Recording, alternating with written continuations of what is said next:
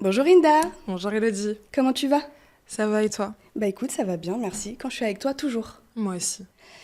Bienvenue à tous dans ce podcast qui est un petit peu particulier, puisque c'est pas un podcast finalement traditionnel avec une Mm. thématique particulière, Mm. mais plutôt d'une conversation entre amis, entre meilleurs amis devrais-je dire. Mm. C'est important de le souligner. C'est important de le Très souligner. important. On va parler du sujet de ton livre, la sortie de ton roman, premier roman, Inda Konaré, Mm. À manier la ceinture d'Orion, paru aux éditions Maya en mars 2025. Mm. Et oui. C'est vrai. Et Quelle oui. introduction. Merci. Et oui, et c'est pas terminé. Ce que je te propose, c'est que je te présente, puis tu me présentes. Ça te va? Ok. On fait comme ça? Je te Allez. présente À la commu. à la commu. À la commu. On n'a pas de followers Elodie. Ça va venir. Il faut que tu aies confiance, Inda. Et confiance en moi. J'ai confiance. Alors, Inda Konaré, avocate au barreau de Paris, désormais autrice de son premier roman, que j'ai eu la chance de lire en avant-première, d'ailleurs. Et c'était pas gagné. C'était pas gagné, hein. Parce que pour la petite histoire, s'il vous plaît, messieurs, dames, tu as dû me faire lire le premier chapitre il y a quoi, 5-6 ans à peu près? Un truc comme ça. Un Un truc comme ça, ouais. Et puis le deuxième chapitre, je l'ai eu 3-4 ans après, hein. Un truc comme ça. Voilà, un truc comme ça. Netflix, les plus grandes séries qu'on aime tous. On va attendre quoi, 8 mois, 1 an max? Mm. Et toi, tu me fais attendre 4-5 ans. Je suis désolée. Ouais. Je m'excuse. C'est enregistré, hein. Ouais, C'est important de Je s'excuser. m'excuse vraiment. Désolée. Merci, c'est important. Ça me fait plaisir en tout cas. Donc Inda, on revient à toi. Une amie en or, déjà, premièrement. Inspirante. Depuis le lycée, en fait, tu m'inspires au final. Businesswoman depuis le lycée, hein. Je sais pas ce que tu voulais vendre, mais en tout cas, tu voulais vendre. Des fiches. Des fiches de lecture ou des fiches de révision. Mais en tout cas, tu as toujours eu ce petit côté voilà, inspirante, businesswoman, voulant entreprendre. Et finalement, c'est toi qui m'as donné ce goût-là. Bon, aujourd'hui, j'ai encore rien entrepris. C'est pas vrai. C'est pas Là, vrai. on crée ensemble. C'est vrai, on crée ensemble. Ah là là, c'est beau. On va revenir au cercle. Mon amie, ma sœur, ma famille. Arrête, tu vas me Non. faire pleurer. Bah, tu peux, hein. Ah, il n'y a pas de mystère. En tout cas, voilà, une femme en or, clairement. Enfin, j'ai rien d'autre à dire que ça, quoi. Ça te définit clairement. Et je suis censée te présenter après cette Je sais, présentation. c'est pas simple. C'est pas évident. C'est pas évident, mais va à l'essentiel, t'inquiète pas. Elodie F, ma meilleure amie. Je t'ai rencontrée au lycée, t'es entrée dans la salle de classe et je me suis dit que t'étais une star, vraiment. Et dès que je t'ai vue, je me suis dit que je voulais que tu sois mon amie. T'es l'une des personnes les plus pures que je connaisse. Et ce qui est beau, c'est que tu tiens à cette pureté. Même dans certaines situations, quand je peux te dire, Elodie, là, faut serrer les poings, tu me dis toujours, ouais. Tu me dis toujours, non, je suis pas comme ça. Et c'est beau. C'est limite politique, cette pureté que tu as. Et t'es une bénédiction dans la vie de quiconque. Et en tout cas, t'es une bénédiction dans ma vie. Waouh. Voilà. Mais par contre, quand c'est pour virer des gens, là, ça serre les poings. Ah oui, on est là-dedans, d'accord. On Écoute, faut parle le de dire, ça. hein, faut le dire. Bon, je précise, s'il vous plaît. Je suis manager dans les ressources humaines, donc j'ai été obligée de faire ce que j'ai fait. Donc si certaines personnes nous regardent, je suis désolée. Vraiment, Ouais. je m'excuse, j'espère que vous avez trouvé un travail. On espère tous que vous avez espère trouvé un tous. travail. Et que vous êtes épanouis aujourd'hui. Et que tout va bien pour vous. C'était pas la boîte qu'il vous fallait. Et Inda, alors, moi je te connais bien, depuis le lycée, je répète. Est-ce que tu peux nous présenter finalement ton parcours? Qui est Inda? Ah oui, c'est une vaste question. C'est une vaste question. C'est une grande question. Déjà, je suis née un 17 juin, comme Kendrick Lamar. J'adore préciser ça. Je trouve ça pas mal. C'est très bien. Je suis née dans le 20e arrondissement. J'ai grandi à Belleville, à Paris. Puis ma famille a déménagé dans le 19e arrondissement, près du parc de la Villette, là où j'ai passé une grande partie de mon enfance. Je suis d'origine ivoiro-malienne. Mon père est de Singoné, dans la région de Caille, au Mali, et ma mère est de Danané, en Côte d'Ivoire. Voilà. D'accord. Je suis l'aînée d'une fratrie de 3 sœurs. On est 3 sœurs. J'ai 2 petites sœurs, Sirantou, qui est manager dans le milieu de la communication, et Méyane, qui est scénariste. Et vraiment, c'est super facile d'être leur grande sœur. Elles sont super inspirantes, créatives, inventives, talentueuses et franchement, j'ai vraiment de la chance d'être leur grande sœur. Vraiment, honnêtement, je suis trop fière Je d'elles. confirme. Vraiment. Et elles ont la chance de t'avoir. Ah, c'est gentil. Mais je suis vraiment trop fière d'elles et c'est trop facile d'être leur grande sœur. Et si tu pouvais nous parler de ton père et ta mère, justement, un petit peu? Bah Parce que écoute, tu as parlé de tes sœurs, c'est vrai, c'est vrai. mais sans ton père et ta mère, Sans tu mon ne père serais et pas ma là. mère. Non, mais oui, mon père, c'est une force tranquille. Il a toujours été là. Il travaillait dans le milieu de la restauration collective, donc il se levait très tôt. L'avantage était qu'il rentrait très tôt, donc il était présent. Il était là pour nous dire, bah, je suis là, toujours là. Et voilà. Ma star, ma bataille. Ma mère est une célèbre hairstyliste qui est connue pour son engagement envers le cheveu afro dans le milieu de la coiffure. Elle est également connue pour son talent dans le milieu de la mode. Et elle est la cofondatrice d'un concept store beauté, Big Paris, dans le 8e Dans le 8e arrondissement. arrondissement. Ouais. Paris. Et sinon, sur mon enfance, il y avait toujours du monde à la maison parce qu'on accueillait et on aidait souvent les personnes de la famille qui venaient de Côte d'Ivoire ou du Mali en France. Voilà. Et si tu avais quelques petites anecdotes à nous dire sur ta scolarité? Sur ma scolarité, mais en fait, c'est marrant parce que je me suis rendu compte il n'y a pas longtemps que la plupart des établissements que j'ai pu faire ont donné lieu à un film. Je sais pas si... C'est parce que tu y es passé. Non, je pense que j'étais dans le cœur de l'action, je sais pas, mais il y a quelque chose à creuser à ce niveau-là. Mais j'ai fait mon collège au collège Mozart dans le 19e arrondissement, qui a inspiré un film au début des années 2000, qui s'appelle Entre les murs, qui est inspiré du roman de François Bégodeau, qui était un prof de français de cet établissement. Ensuite, j'ai fait mon lycée au prestigieux lycée Racine. Là où on s'est rencontrés. Là, on s'est rencontrés, dans le 8e arrondissement, en horaire aménagé, hip-hop, danse hip-hop, ce qui était assez avant-gardiste à l'époque, je dois le dire, qui a inspiré le film qui est sorti il y a quelques années, Divertimento. Mais pour le coup, c'était sur la classe musique, qui est aussi un horaire aménagé à Racine. Et ensuite, j'ai fait mon droit, comme on dit, à Assas. Non sans embûches. Très belle période. Très belle période, très intéressante, très riche. Très riche. Et j'ai aussi fait, jusqu'en master du coup, et j'ai fait mon master 2 à Paris 12. Et à Assas, il y a eu un film, Le Brio, avec Camilla Jordana, il y a quelques années.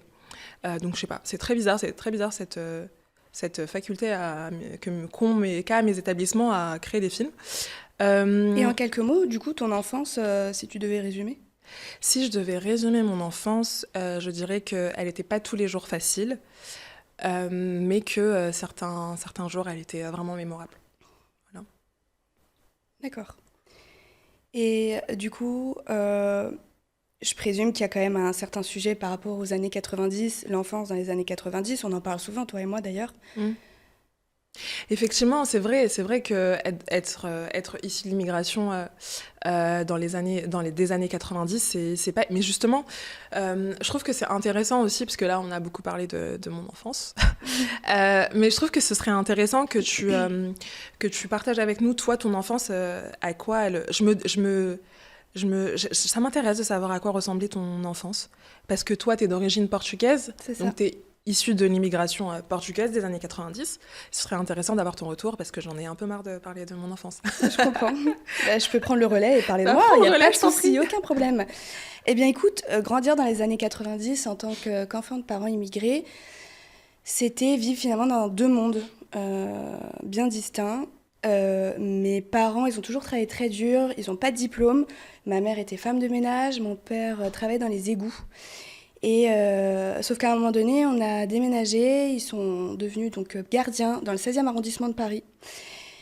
Et là, tout a basculé, puisque j'étais du coup dans mon monde d'enfants immigrés, d'enfants de parents immigrés portugais. Et à côté de ça, on avait des familles aisées. Dans le 16e. Ils étaient tous aisés, dans le 16e arrondissement de Paris. Et forcément, tu as les enfants qui parlent de ski, de voyage à l'autre bout du monde, de loisirs hyper coûteux. Enfin, Alors moi, j'étais à l'opposé de ça et je pouvais pas... Enfin, en tout cas, mes parents, ils n'avaient pas le luxe de pouvoir m'offrir ce genre de voyage. Il y avait un et contraste. de luxe. Il y avait un vrai contraste, pardon, et ça se ressentait en fait à l'école. Donc ça a été une période qui était quand même assez difficile pour moi. Mais si je devais résumer, au final, ce qui m'a porté, c'est ma famille, en fait, tout simplement. Parce que c'est connu un petit peu chez les Portugais, on est très famille, on est tous soudés, il y a un vrai soutien, il y a une chaleur qu'on s'apporte tous mutuellement. Et même si ça a été difficile et que j'en parlais pas forcément à mes parents à ce moment-là, que c'était compliqué, parce que je me disais, ils travaillent déjà tellement dur, je vais pas en plus leur dire qu'il se passe ça ou ça à l'école et que je me sens pas intégrée. Parce qu'en fait, au final, ça suffisait, cet amour qu'ils me donnaient, ce soutien que j'avais d'eux. Et aujourd'hui, finalement, quand je regarde en arrière, je me rends compte que finalement, c'est pas le milieu d'où l'on vient qui nous définit, mais plus comment on va y faire face, tu vois. Ouais. Et j'ai juste décidé d'avancer avec les valeurs que mes parents m'ont transmises. Ouais. Et je comprends. Et ça me va plutôt bien. Ça te va plutôt bien? T'es contente? Oui, je suis contente. Mais en fait, je te pose cette question parce que je trouve ça super intéressant d'avoir une autre expérience, un autre type d'immigration avec des origines différentes. Et je trouve que c'est important, parce que ça fait le pont notamment avec le roman, de redonner une espèce de singularité, en fait, une individualité, loin des statistiques et des chiffres et des préjugés au parcours des enfants issus de l'immigration des années 90. Totalement d'accord avec toi. C'est pour toi. ça que je trouve que c'était important que tu Très nous racontes bel ton échange. histoire. Très belle question. Revenons au livre et au délai que j'ai dû subir. Je mets un point, parce que subir... C'est la deuxième fois que t'en parles, quand même. Oui, mais D'accord. ça m'a un peu perturbée, je te l'avoue. Bon, tu t'es excusée tout à l'heure, ça va. Ouais. On va passer à autre chose.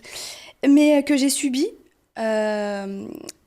Pour quelle raison, en fait, ça a été si compliqué pour toi de juste même me faire lire le premier chapitre? Parce que j'ai dû batailler pour avoir ne serait-ce que le premier chapitre. Ouais, c'est vrai. C'est vrai. En fait, je pense que c'est beaucoup par pudeur. Vraiment par pudeur. En fait, j'ai toujours écrit pour faire sortir la douleur. Et même mes écrits, même romancés, représentaient toujours une partie de mon intimité, de mes rêves, de mes cauchemars, de mes utopies. Et c'est vrai que le partager, même avec quelqu'un dont je suis proche, c'était assez difficile pour moi parce que j'écrivais des choses dont j'avais pas forcément conscience. Et en parler, c'était trop difficile pour moi et j'étais simplement prête à l'écrire. Et c'est la raison pour laquelle c'était difficile pour moi. Après, je pense qu'il y avait un vrai sujet, d'imposture. Tu m'en parlais souvent de ça. Ouais, c'est vrai, parce que déjà, j'étais beaucoup plus jeune. Et ensuite, j'étais en train d'essayer de devenir avocate. J'étais en train d'essayer d'avoir le barreau. Et à me dire à cette époque que j'allais en plus être autrice, me considérer comme... autrice, c'était très difficile pour moi de l'accepter. Et ensuite, je me disais qui j'étais, qui je suis, pour imposer aux autres de lire mes écrits. Enfin, juste ça. Donc oui, il y avait un vrai sujet d'imposture et c'est la raison pour laquelle, je m'excuse à nouveau, c'est la raison pour laquelle c'était très dur pour moi de partager ça, même avec toi.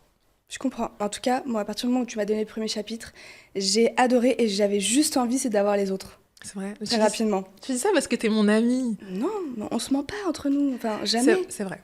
C'est vrai. C'est vrai. C'est vrai. Ouais. C'est vrai. Pas de mensonge. T'as mis le point sur quelque chose de vrai, c'est vrai. Mais c'est vrai. Ouais. Voilà, jamais. Je suis d'accord.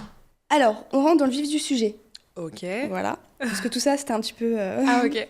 Je trouvais ça intense un peu quand même. C'était intense, mais là, on va rentrer encore plus dans le vif du sujet. Allons-y. Est-ce que tu peux nous présenter ton premier roman, Amani et la ceinture d'Orion, Ako, de son petit nom, en quelques lignes? Alors, attends. Non, tu sais quoi? Il faut que je montre d'abord, avant que tu nous présentes ce livre, juste s'il vous plaît. Ok. S'il vous plaît. J'en profite pour m'hydrater. Hydrate-toi, bois un petit peu, ça va prendre quelques secondes, s'il vous plaît. La couverture de ce livre, je vous en supplie. Petite photo de l'autrice ici, très belle d'ailleurs. Merci, on prend les compliments. Il est magnifique. Merci. Le livre est magnifique. Il faut remercier la graphiste des éditions Maya pour ça, elle a vraiment fait du bon travail. Non, vraiment, il donne envie en tout cas d'être lu. C'est gentil. Trop beau. Merci beaucoup. Présenter Amani et la ceinture d'Orion. Amani et la Ako. ceinture d'Orion, de son petit nom Ako parce que c'est plus court. Écoute, c'est l'histoire d'Amani, une jeune femme trentenaire que l'on suit sur 3 décennies, de 1993 à 2023. Elle nous partage sa vie. Si je devais décrire un peu son caractère, elle est ambitieuse, très ambitieuse, elle est drôle, elle est un peu drôle par instinct de survie. Elle est contradictoire, elle doute, mais elle croit dur comme fer en l'adage, quand on veut, on peut. Et je pense que si je devais résumer ce roman, ce serait en une question. Est-ce que quand on veut, on peut vraiment? C'est vraiment c'est vraiment un questionnement sur la place de la volonté dans le parcours d'une enfant issue de l'immigration des années 90. Parce que d'une part, elle rêve d'être avocate elle met tout en veille à côté. Elle se bat pour son rêve parce que pour certaines personnes, devenir avocate, c'est un objectif. Pour d'autres, c'est un rêve quand même. Il faut le préciser. Et ouais, elle met tout de côté sauf ce qu'elle ne peut pas mettre de côté, c'est-à-dire la vie en fait, les factures, le fait de devoir travailler à côté de ses études, les incompréhensions de son entourage sur ce système universitaire en fait qui ne connaissent pas, qui broient souvent. Et à côté de ça, d'autre part, elle met en veille, en sommeil, cette partie d'elle qui ne demande qu'à créer, qui s'est tue trop longtemps et qui veut s'exprimer. Mais le problème, en fait, avec cette partie de créativité qu'elle pense découvrir, mais qui en fait toujours fait partie d'elle, c'est que ça fait pas partie du plan. Et si ça fait pas partie du plan, c'est incertain. Et si c'est incertain, c'est trop compliqué pour elle de l'accueillir. Je comprends. Et du coup, pourquoi tu as écrit Amani et la ceinture d'Orion? Ça a été quoi le déclic pour toi? Alors, je pense que j'ai écrit ce roman à un moment où, en fait, c'est vraiment en lien avec ce que je viens juste de dire. C'est que je rejoins Amani sur cette partie de créativité que j'ai eue pendant mes études. Et c'était comme une urgence. C'était vraiment, j'avais cette espèce d'urgence de créer. Et c'est intervenu pendant que je passais le barreau, ce qui est assez contradictoire. Je m'en souviens. Ouais, on s'en souvient. On s'en souvient tous, mais c'est vrai que c'est assez contradictoire en fait, et paradoxal le fait que j'ai eu besoin de me rajouter des problèmes et l'écriture d'un roman à un moment où j'étais aux portes de mon rêve, parce que moi aussi j'ai toujours voulu être avocate, mais c'était en fait la peur d'échouer qui m'a motivée. J'étais donc, comme je viens de dire, aux portes de mon rêve et je me suis dit, si j'y arrive pas, parce que depuis que j'ai 6 ans je dis que je veux être avocate, si j'y arrive pas, qu'est-ce que je suis en fait? Et je me suis dit, pourquoi pas autrice? Pourquoi pas? Why not?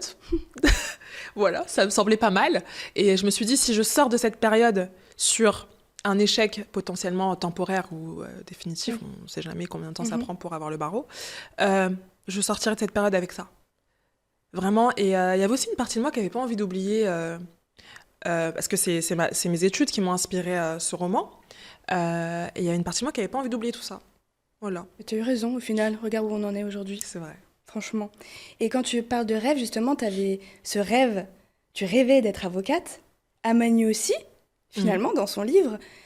En fait, vous ressemblez un petit peu. Un petit peu. Écoute, un petit peu. Juste un petit peu, mais Amani, elle a suivi d'autres chemins. Amani, ce n'est pas moi. Et Amani est Amani, et Inda, c'est Inda, quoi. Inda, je parle de moi à la troisième personne, tout va bien.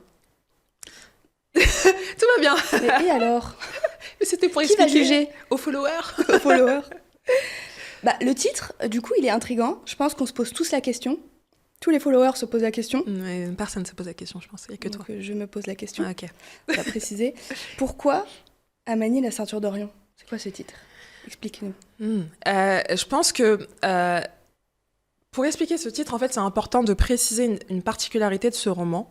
C'est que Amani et la ceinture d'Orion, en fait, ce qui est un roman pour nous, lecteurs, est en fait un projet de série que nous confie Amani. Donc, au lieu de découvrir des chapitres, on découvre des épisodes. Et en fait, je pense que ça a du sens de préciser la définition qu'aurait donnée Amani. Pourquoi ce titre, en fait. Et je pense qu'Amani dirait que, vu que c'est le titre de sa série, je pense qu'elle nous dirait que... elle n'est pas spécialiste des astres et qu'elle va pas s'inventer des compétences et des skills qu'elle n'a pas, mais qu'il faut bien avouer que la constellation d'Orion est assez intrigante en ce qu'elle contient 3 étoiles parfaitement alignées. Et elle, en fait, elle a vu en ces étoiles une espèce de miroir à un moment donné de sa vie, à un moment donné où elle fait le bilan de sa jeune vie. Elle a vu en ces étoiles des repères pour la guider. Et voilà, c'est pour ça que sa série s'appelle La Ceinture d'Orion.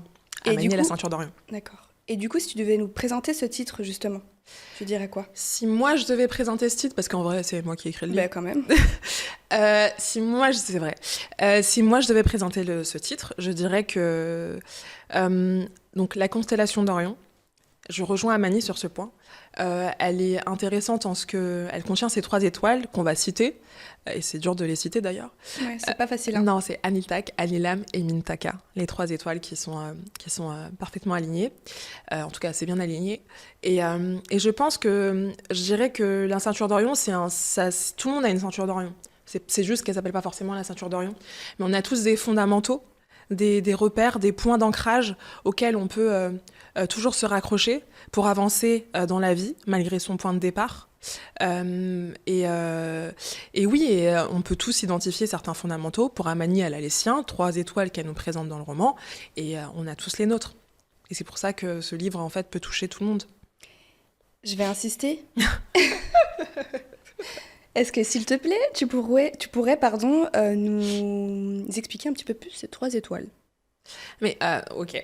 Alors, je vais pas trop entrer dans les détails parce que c'est quand même le cœur du livre. On ne te demande pas de tout révéler, t'inquiète pas. D'accord. Mais je dirais... tu veux que je te présente les étoiles, là? Oui. Ok? Ok. Alors, l'étoile numéro 1, c'est le luxe de se projeter.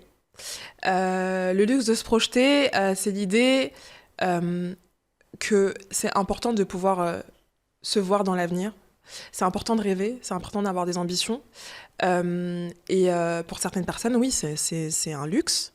C'est un luxe. Et Amani, pour elle, le luxe de se projeter, c'est cette idée d'avoir des rêves et de se visualiser dans l'avenir, peu importe l'endroit d'où l'on vient. C'est une très belle étoile. Mais je crois que c'est ma préférée, en fait. Ah ouais? Oui. Ça fait écho à notre enfance, au final. C'est vrai. Je trouve. Et l'étoile de la plus-value, l'étoile numéro 2. Alors, l'étoile de la plus-value, c'est pas si économique que ça, finalement. C'est l'idée de faire une plus-value sur soi-même. C'est bien d'avoir des rêves, en fait. Mais autant faut-il s'en donner les moyens. C'est vraiment l'étoile du passage à l'action. C'est l'étoile du passage à l'action. Il faut sortir de sa zone de confort. Il faut se former. Il faut être en mouvement, en fait, perpétuel. Et la plus-value, c'est vraiment cette idée d'être en mouvement constant. Un investissement constant. D'investir sur soi, exactement. D'accord. C'est exactement ça. Et la dernière étoile, l'étoile du cercle. L'étoile du cercle, l'entourage. De toute façon, c'est pas anodin qu'on soit là toutes les deux aujourd'hui. Je trouve que ça fait bien le parallèle avec cette étoile. Alors, c'est ma préférée, du coup. Ah, ok, d'accord, très bien. C'est ta préférée? C'est ma préférée. Super, je comprends, c'est un peu plus cohérent. Ah d'ailleurs, en parlant d'entourage, j'aimerais en profiter pour faire une petite parenthèse afin de remercier toutes les personnes qui m'ont soutenue pour ce projet. Elles sont nombreuses.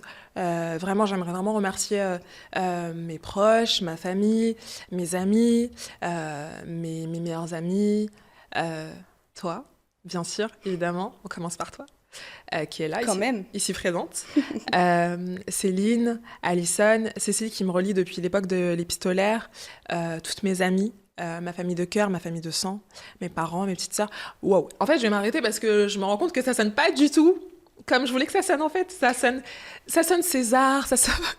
alors qu'il n'y a pas de prix. Ça sonne pas du tout comme je voulais que ça sonne. Mais je m'arrêtais là. Mais en fait, je voulais être dans la générosité. T'as compris ce que je voulais faire? Mais c'est pour ça que je comprends pas. T'as le droit, en fait, là. Ouais, mais ça sonnait pas comme c'est je ton voulais. moment. Ça faisait vraiment... Et c'est le moment des autres aussi. Ça fait vraiment César, je trouve. Alors qu'il n'y a pas de prix. Je vais donner, après je vais trouver. Hein. Ah ouais, tu vas trouver? Il y a certainement quelque chose. Un trophée. Non, mais en fait, je voulais rendre ce qu'on m'a donné. Et ouais, je voulais remercier mes tantes. Vraiment toutes les personnes qui m'ont soutenue, quoi. Ton cercle. Mon cercle. Ton cercle proche. Mon entourage. Ouais, je voulais vraiment... Et pour revenir au roman, Amani, en fait, elle a compris assez tôt que le cercle, l'entourage, était important. dans le sens où choisir son cercle, c'est un acte de lucidité et un acte de courage, parce que ton cercle, en fait, peut être... Il y a 3 choses, en fait, pour moi. Le cercle, ça peut être un frein, ça peut être un tremplin, et ça peut être aussi un miroir. Un miroir dans le sens où tu peux être... les gens qui t'entourent te ressemblent forcément quelque part. Un frein dans le sens où les gens peuvent te tirer vers un gouffre abyssal, vers les ténèbres. De l'enfer. Vers les ténèbres, exactement. Tout à fait. Et peuvent t'imposer, te limiter, te rendre prisonnier, en fait, comment dire, de leurs croyances limitantes. Et puis c'est souvent ce qu'on voit le plus au final. Ouais, c'est ça. Et peuvent t'enfermer dans un carcan qui ne te correspond pas. J'ai dit frein, j'ai dit miroir et tremplin, dans le sens où on peut te propulser. On peut te propulser, tes proches, ton cercle, ton entourage, les gens que tu choisis aussi. C'est important de se rendre compte et de conscientiser le fait que on peut choisir les gens qui nous entourent. On peut sortir de son cercle quand il ne nous convient pas. Je suis totalement d'accord avec toi.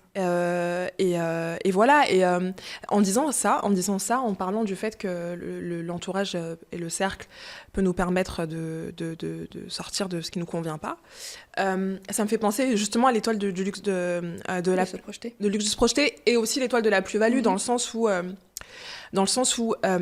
comment dire, j'essaie de agencer mes idées dans ma tête, mais la plus-value, c'est l'idée... Comment dire ? Je cherche mes mots, mais ils vont venir, t'inquiète. T'as trop d'idées, Inda. C'est juste trop d'idées. Mais en fait, pour moi, la plus-value, c'est l'idée de ne pas rester prisonnier du moment présent. Tu vois ce que je veux dire ? Et ça passe aussi par ton entourage, ça passe aussi par les liens, les connexions que tu crées. Et en fait, si tu veux pas rester prisonnier d'une réalité qui ne te convient pas ou qui ne te convient plus, tu peux travailler pour sortir de ça.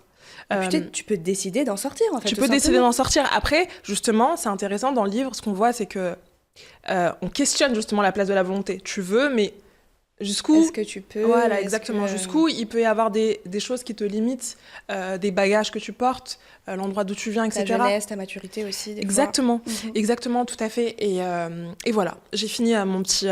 Mais dans tous les cas, pour la suite, je pense que les followers l'auront compris, la commu l'aura compris, il faut lire le livre. Ouais. Parce qu'après, on va trop en dire. C'est ça, exactement. C'est pas le but. Donc, pour finir, et avant ma petite surprise, que forcément, il y a une petite surprise. Ah oui ? Oui.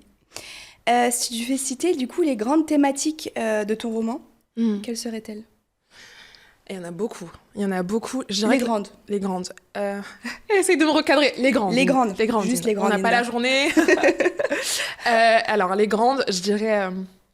L'entourage, voilà, l'entourage, la famille, parce que en fait c'est un peu une façon de rendre hommage à la mienne, tu vois, quelque part, parce que moi ma famille elle a une grande place dans ma vie, et le fait d'accorder une grande place à la famille et l'entourage c'était important pour moi, parce que moi mes parents m'ont toujours regardé avec des yeux qui voulaient dire tu peux tout faire ma fille, tu les connais, et même si mon père il croyait vraiment que j'allais pas avoir le bac. Vraiment, pendant le jour du bac, tu te rappelles, je l'ai appelé. Je m'en souviens. Je lui ai dit, papa, j'ai pas le bac, mais c'était une blague. Genre, l'enjeu, c'était plus de savoir si j'allais avoir la mention ou pas, voilà. Mais lui, il y a cru, il est tombé dedans, et il m'a dit, je savais, j'en étais sûre, toujours en vadrouille celle-là. Mais je sais pas d'où il sort ça, je sais pas. Il l'a rappelé cet été, je m'en souviens très bien. Il l'a rappelé. C'est vrai. Je pensais pas qu'il allait l'avoir. Ouais, et en plus il le dit aux gens, genre il le revendique. Donne. Ah, Elodie, à cause de toi, je vais devoir faire des traductions d'embarras. Explique-leur. Je vois les sous-titres en bambara, Donny. Donny, ça veut dire un peu en bambara, et une fois Elodie l'a entendu chez moi. Une fois ? Plusieurs fois. Prononcé par mon père, c'est un peu son expression un peu fétiche, et elle le dit à toutes les sauces. Mais Donny tout le temps. Un peu. Tout le temps, un peu. Un peu. D'accord. Donny. Ouais, Donny. Mais je pense que c'était une angoisse. En fait, il avait peur, il était trop stressé. Mais au fond, j'espère. Non, il croyait vraiment que j'allais pas avoir, en fait. Non, il croyait pas. Ouais. C'est pas grave. C'est chaud, hein. T'as cru en toi, non ? J'ai cru en moi. Voilà, c'est bon. Oui, on était aux thématiques, c'est ça ? Oui, pardon, aux thématiques. On est allé, on a fait un hors-sujet. Effectivement, t'as dit l'entourage. Oui, l'entourage, les origines. Il y a beaucoup de Mali et de Côte d'Ivoire, beaucoup de Paris.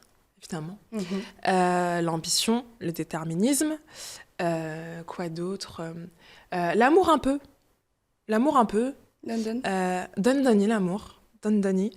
L'amour inspire Amani. L'amour est... Je dis un peu, mais en fait, bref, c'est un tome, quoi. Enfin, c'est sur plusieurs tomes. Bon. Faut voir le truc dans... et peut-être que l'amour est présent à la fin, mais ça, faut lire le livre pour savoir. Et ensuite, le deuil. Le deuil aussi est présent. J'aimerais pas terminer sur ça, mais je pense que c'est important de terminer sur ça, parce que déjà, oui, le deuil est présent dans le livre. Ça fait partie de la vie. Et ça fait partie de la vie. Et je pense que c'est bien, finalement, de m'arrêter sur ça, ouais. Non, t'as raison. Du coup, Ako et sur plusieurs tomes, pardon. Oui. Ce roman, c'est du coup le tome 1. Oui. On apprend le sujet du tome 2 à la fin du roman.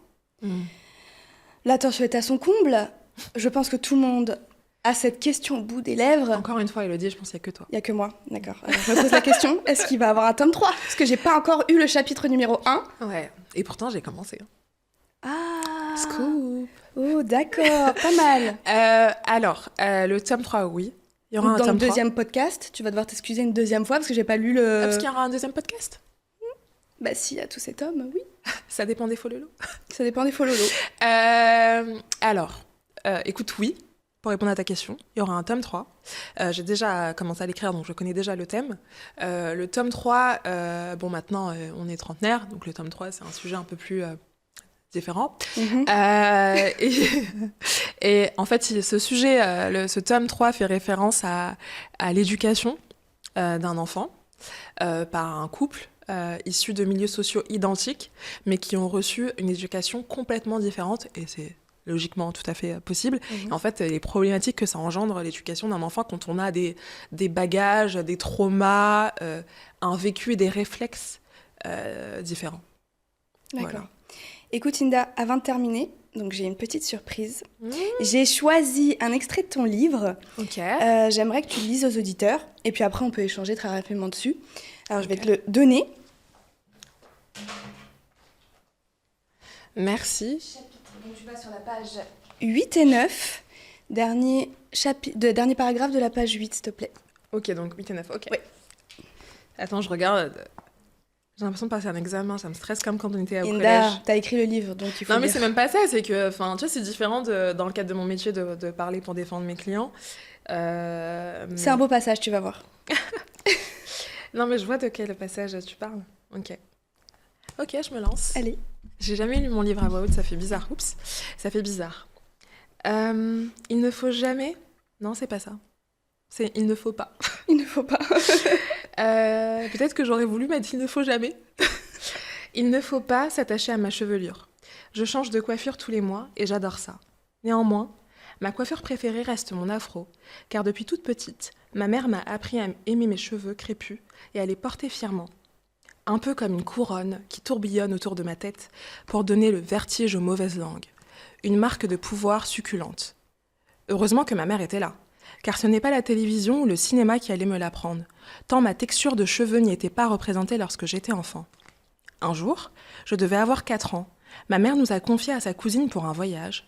Face au bazar que représentaient mes buissonneux cheveux crépus, cette cousine a décidé de me les défriser pour qu'ils soient lisses et soyeux comme une Barbie. De retour de son voyage, scandalisée par cet acte, ma mère décida de me raser les cheveux sur le champ. Cela était beaucoup trop dur pour elle, de voir altérer la texture naturelle de ses boucles d'ébène, mais la petite fille que j'étais ne comprenait pas la ferveur de son engagement. Et aucun de ses arguments ne parvenait à sécher mes larmes d'enfant face à ma boule à zéro. Voilà. C'est un beau passage. Ouais, Très beau passage. Désolée, ça fait bizarre de lire son livre. Ouais, je comprends. Ouais, t'as choisi ce passage. Oui, je l'ai choisi. En fait, D'accord. ça m'a marqué. Tu parles dans ce livre de cheveux crépus, de la manière dont la mère d'Amani lui a appris à les aimer, à les porter fièrement, alors qu'à ce moment-là, la société et les médias ne les représentaient pas du tout. Puis en plus intervient le fameux défrisage par la tante d'Amani à l'insu de sa mère. Et en fait, c'est un moment fort pour moi, je trouve, dans ce livre, parce que il montre à quel point l'acceptation de soi peut être un vrai combat et un vrai sujet, même dès l'enfance. Et moi, en Ouais, plus, c'est vrai. du coup, je te connais. Ouais. Je connais ton goût. T'as la même passion qu'Amani, du fait de changer de coiffure assez régulièrement, d'ailleurs. T'aimes bien relever les points communs avec Amani. Oui, mais je pense que les lecteurs, les auditeurs, les followers, la commu, peu importe, ils vont comprendre aussi que forcément, il y a des petits points Mm. de ressemblance. Effectivement. Alors oui, effectivement, j'adore changer de coiffure. Et sans avoir à rendre de compte à qui que ce soit pour ça, je change tout le temps de coiffure. Franchement, je change tout le temps de coiffure. Cheveux naturels, rajout, tresses, nattes collées, tissage, afro, j'adore. Mais d'ailleurs, effectivement, même si ça intervient dans les années 2000, aujourd'hui, c'est encore d'actualité et c'est triste parce que même s'il y a eu énormément d'évolutions, on a beaucoup plus de produits pour les cheveux texturés, les cheveux afro, les cheveux bouclés, etc., les curly. Dans le milieu du travail, dans le milieu professionnel, il y a encore des questions qu'on doit se poser sur l'allure naturelle de nos cheveux quand on passe des entretiens. Et c'est pas normal, ça devrait pas avoir sa place dans le processus de recrutement. C'est déjà assez chargé comme ça de passer un entretien, c'est déjà assez stressant. Pas besoin de rajouter ce point-là. Donc oui, effectivement, ce passage, en fait, il m'a été inspiré par ma mère. Ma mère, donc elle est très engagée pour les cheveux afro. Je pense que dans ma vie, j'ai dû l'avoir avec des rajouts 3 fois. Moi, je l'ai jamais vue avec. Ouais, ça m'étonne pas. Et j'avais de la chance de l'avoir à cette époque, parce que dans les années 2000, à la télé, c'était pas du tout ce qui était représenté. En tout cas, c'était difficile d'aimer ses cheveux. Et elle m'a toujours appris à aimer mes cheveux. Et cette couverture, vraiment cette couverture, c'est vraiment un hommage. C'est un hommage à son engagement. C'est un hommage à son engagement et je la remercie infiniment de m'avoir transmis cet amour de mon cheveu et d'avoir compris, d'avoir accepté que j'adorais changer d'apparence, mais que j'ai toujours su et je sais qui je suis. Eh bien écoute, je pense qu'on va finir ce podcast sur cette belle phrase. Ah ouais. Merci Inda. Merci Elodie, merci à toi, tu rigoles. Merci aux followers. Merci. Tu crois? Non, il faut. Merci à la commu, effectivement. Amani et la ceinture d'Orion. Publié aux éditions Maya. C'est dispo. Ouais. Courez, foncez, roulez, je sais pas, mais il faut aller l'acheter en tout cas. Merci pour tout, Inda. Merci à toi, Elodie. Franchement, j'ai passé un super moment avec toi. Ouais, moi aussi, j'ai adoré. Franchement, c'était trop bien de faire ça avec toi. J'ai adoré. Est-ce que on se ferait pas un petit bisou? Ouais. D'accord. Inda, s'il te plaît. Non, mais en fait, j'aime pas beaucoup les câlins. Mais on peut se faire un petit câlin. C'était trop bien. Merci beaucoup. Merci, Inda.